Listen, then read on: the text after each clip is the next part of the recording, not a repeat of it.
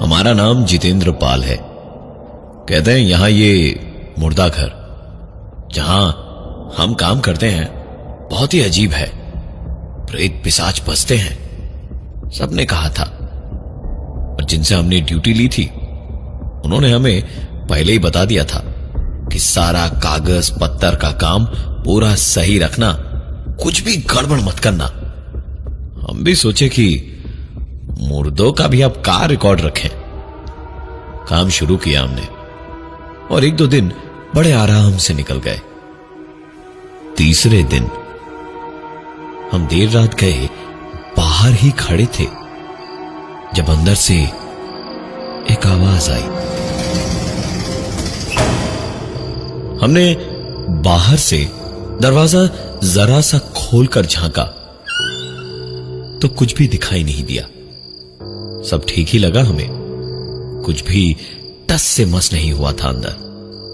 शायद नई नई जगह है, इसी मारे कान बज रहे हैं हमारे। यही सोचकर हमने दरवाजा बंद किया और फिर अपनी कुर्सी पर बैठ गए। मुश्किल से आधा मिनट बीता था जब एक बार फिर से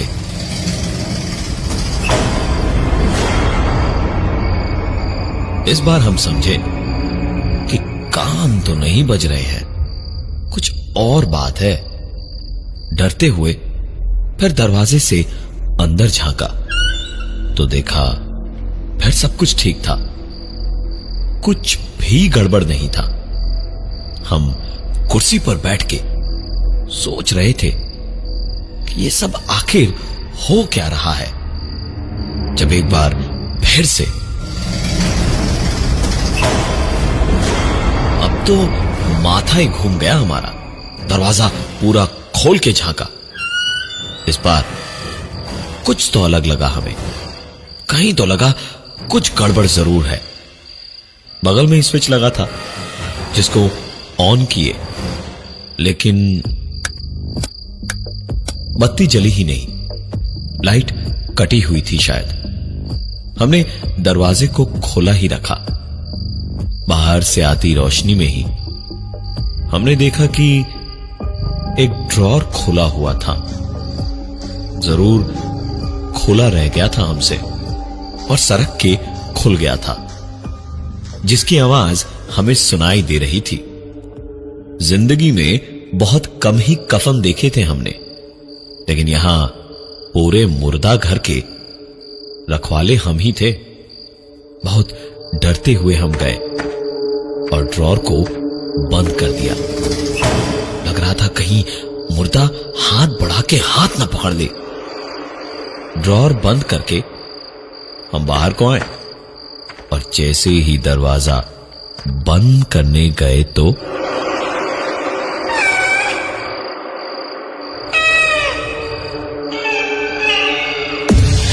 बच्चे के रोने की आवाज आने लगी। मुर्दा घर में बच्चा कहां से रोएगा, ये सोचने की हिम्मत तो नहीं थी, लेकिन फिर हिम्मत पूरी बटोर कर हम अंदर घुसे। आवाज अंदर बाईं ओर से आ रही थी। उधर देखा तो बर्फ की सिल्ली बनकर जम गए हम वहीं। 3 ही मीटर दूर रहे होंगे हम उससे। 10 मिनट पहले ही वहां एक मुर्दा रखे थे हम, याद था हमें। और इस वक्त हमें 2 चमकती हुई आंखें दिख रही थी और रोने की एक डरावनी आवाज आ रही थी। हम भागना तो दूर की बात है, हिल भी नहीं पा रहे थे। और तभी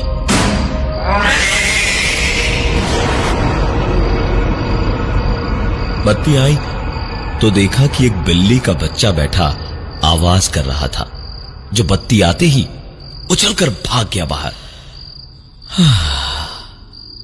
भैया हमारी जान में जान आई। समझ गए कि थोड़ी और जिंदगी लिखी है अभी हमारी। रात भर इसी की याद हम मुर्दा घर के बाहर सोते सोते करवट बदलते रहे। उस रात नींद ठीक से नहीं हुई।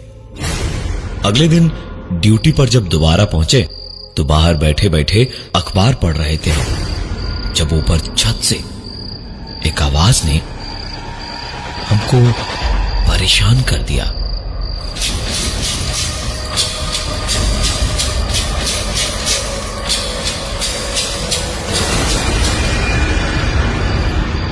हमने आवाज को ध्यान से सुना, तब समझ आया कि यह आवाज छत से आ रही थी। छत पर जाने का रास्ता पीछे से था। पुरानी लोहे की सांप के कुंडी जैसी गोल गोल सीढ़ियां थी। हम धीमे धीमे एक एक सीढ़ी चढ़ तो रहे थे, पर बहुत बुरा हाल था घबराहट के मारे। जैसे जैसे छत दिख रही थी, डर लग रहा था। पता नहीं क्या दिखेगा, और बिल्कुल वैसा ही हुआ। दूर एक कोने में छत पर कोई बैठा था। पत्थर से की जमीन पर लंबी लंबी लकीरें खींच रहा था।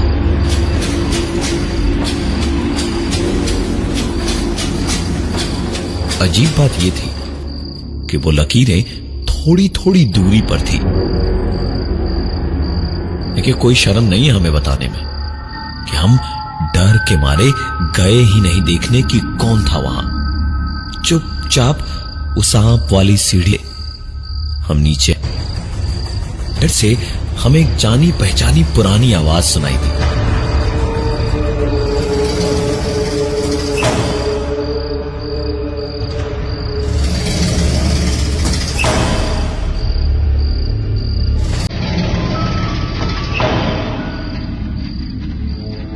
हम इस समय इतना डरे हुए थे जितना हम शायद कभी नहीं डरे थे। बहुत हिम्मत करके अंदर घुसे तो देखा कुछ ड्रॉर खुले हुए थे। हम ऊपर वाले का नाम लेते लेते एक एक करके ड्रॉर बंद करने लगे, और आखिरी ड्रॉर बंद करके एक सांस लेकर बस ऊपर देखे ही थे तो पाया कि जितने ड्रॉर बंद किए थे उन सब के ऊपर छत पर लकीरें बनी हुई थी। हमने भी कोई ध्यान नहीं दिया इन सब पे, और चुपचाप बाहर आकर अपनी कुर्सी पर बैठ गए। रात हुई, हमने खाना खा के एक बीड़ी जलाई। 2 ही कश मारे थे हमने कि बस फिर से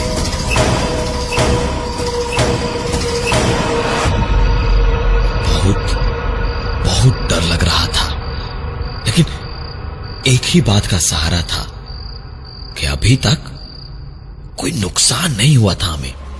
अंदर झांक के देखा तो ड्रॉर खुले हुए थे। ऊपर वाले का नाम लेते लेते शांति से सारे ड्रॉर मैंने एक एक करके बंद किए, और पता नहीं क्या सोच रहे थे हम कि हमने छत की ओर देख लिया तो फिर से देखा जितने ड्रॉर्स खुले थे उन सब के ऊपर छत पर लकीरें बनी हुई थी। हम किस्मत को कोस तो रहे थे, लेकिन शुक्र भी मना रहे थे कि चलो जान माल का नुकसान तो कुछ भी नहीं हुआ है। बैठे बैठे अपनी कुर्सी पर ही सो गए। लेकिन ससुरी, हमारा सुकून कैसे बर्दाश्त हो सकता है किसी को भी। एक आवाज से हम जागे।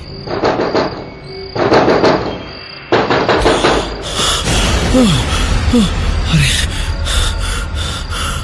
हड़बड़ाते हुए हम जागे तो एक बार फिर से दिल की धड़कन बहुत तेज थी। पसीना माथे से अब पानी की तरह चू रहा था। हम दरवाजा खोल के अंदर घुसे तो देखा सब कुछ ठीक ही था। हम धीमे धीमे अंदर गए ताकि ऐसा लग रहा था जैसे हम वहां अकेले नहीं थे। भीड़ भरी थी जैसे अंदर। हम अंदर चुपचाप खड़े ही थे जब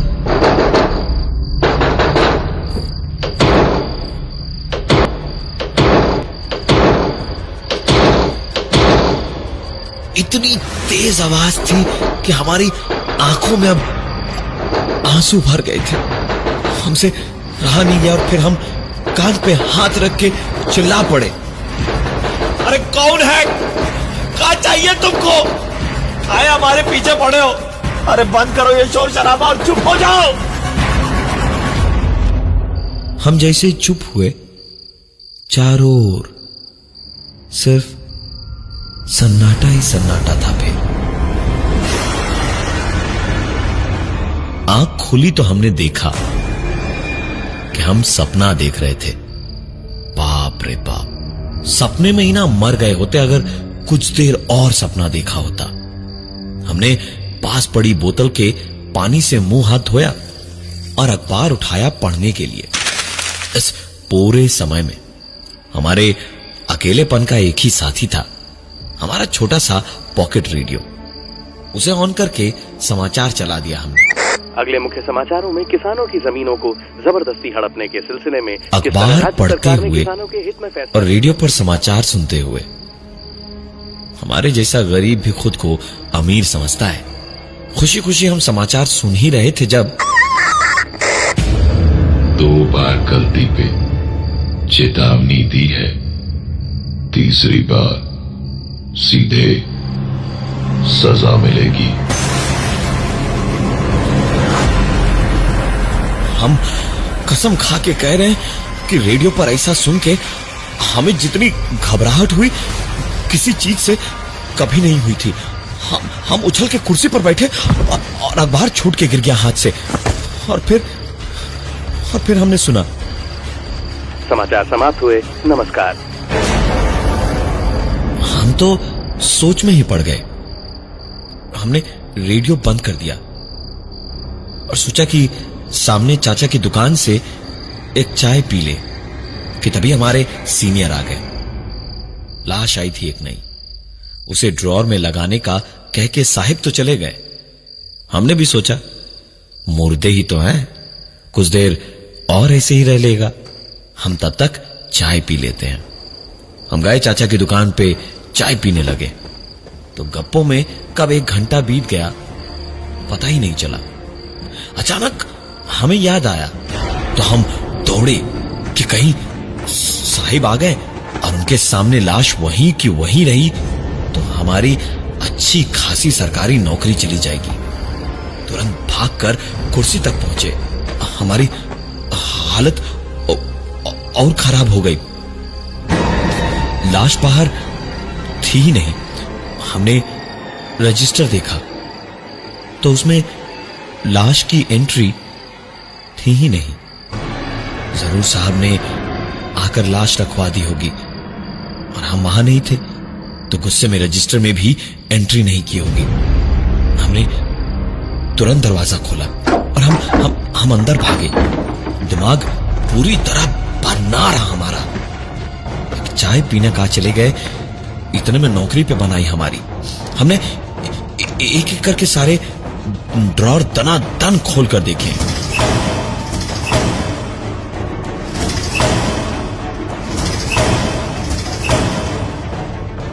कहां किस में रखी है लाश, कम से कम हम देखकर रजिस्टर में एंट्री कर दे ताकि बवाल थोड़ा कम हो। हमने सारे ड्रॉर देख लिए, लाश मिली ही नहीं। तभी नजर किनारे की आखिरी 2 ड्रॉर पे गई। इन्हीं में से किसी की ने खींच के ड्रॉर खोला तो से हमारा चीखने को मुंह तो खुला लेकिन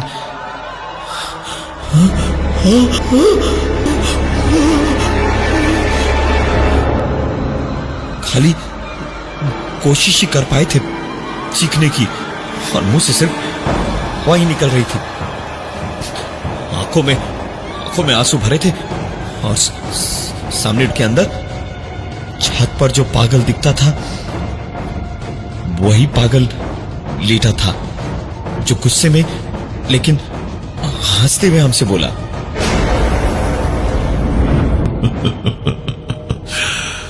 अपना काम ढंग से करो। मुर्दे हैं तो हुआ, इनकी भी इज्जत करो। हमारी जगह कोई प्रतापी भी होता तो वैसे ही भागता वहां से जैसे हम भागे उस पगले की बात सुन के। और उसे वाकर ऐसा लग रहा था जैसे हमारे पूरे शरीर पर किसी ने कपूर घुला पानी डाल दिया था। डर के मारे कान तंदूर जैसे गर्म हो गए थे और बाकी शरीर बर्फ जैसा ठंडा था। हमने मन ही मन सोच लिया था कि बस जो टाइम बचा था ड्यू खत्म होने में तो बस खत्म करके भाग लेंगे, लेकिन अंदर अब नहीं जाएंगे। लेकिन हमारी खुशी तो न मुर्दों को बर्दाश्त थी न जिंदा लोगों को। साहिब फिर से आ गए एक नई लाश लेकर। हमने सोच ही लिया था कि हम अंदर नहीं ले जाएंगे, लेकिन फिर सोचा दूसरा गार्ड थोड़ी देर में आएगा तो रजिस्टर में लाश के आने का टाइम देख के कहीं कंप्लेन न कर दे। हम कुछ देर इधर उधर टहले और फिर सोचा कि कब तक टालेंगे, इसलिए अंदर ले गए लाश को। लाश किसी लंबे इंसान की थी और एक कोने के छोटे से ड्रॉर में मैंने किसी तरह कोशिश करके उसे डाल ही रहा था जब मुझे मेरे कानों में सुनाई दिया, ये तीसरी और आखिरी गलती है तेरी, अब सजा मिलेगी। अंदर हमसे रुका नहीं जा रहा था तो क्या हम लाश के बराबर की ड्रॉर ढूंढते? जिंदा हम थे तो हम अपनी सोचे कि किसी मुर्दे की। हम बड़े आराम से मुर्दे को अंदर रख के बाहर आए। कुछ देर चचा की दुकान पर गए, चाय पी, गप्पे लड़ाई और फिर कुर्सी पे पता नहीं कब बैठे बैठे नींद आ गई। समझ ही नहीं आया हमें। हल्की हल्की सर्दी थी तो नींद बहुत बढ़िया आ रही थी। बड़े आराम से हम सो ही रहे थे जब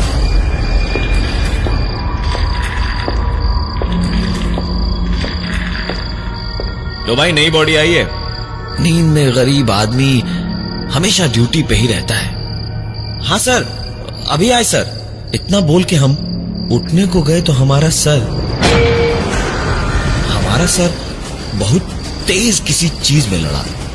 हाथ पैर भी हिला नहीं पा रहे थे हम। सांस भी समझे कि मुश्किल से ही आ रही थी।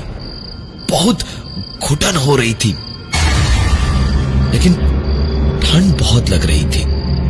अजीब सी बदबू से हमारा सांस लेना दुश्वार हो रहा था। हमने हाथ पैर पूरे ताकत से मारना शुरू किया और चिल्लाने लगे।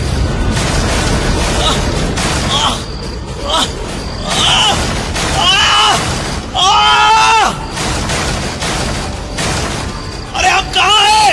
कोई है? अरे निकालो हमें यहाँ से कोई! अरे कोई तो सुन रहा है? अरे हमें निकालो यहाँ से! हम चिल्ला चिल्ला के जब थक गए, पूरी तरह चीख चीख के गला छिल गया था हमारा। तभी अचानक जैसे भूकंप आ गया। मुर्दों को जैसे हम ठूस के ड्रॉर में रखते थे वैसे ही हमें भी एक ड्रॉर में बंद किया हुआ था। ड्रॉर खुला और हमारी आंखों के सामने वही पागल हंसता हुआ खड़ा था और हमारी ड्रॉर के ठीक ऊपर छत पर एक लकीर बनी हुई थी। आज नए गार्ड का पहला दिन है। चाहकर भी उसे बता नहीं पा रहे हैं कि आने वाली हर बॉडी को पूरी इज्जत से संभाले। सबसे पहली बॉडी तो उसको हमारी जितेंद्र पाल की ही मिली है ना।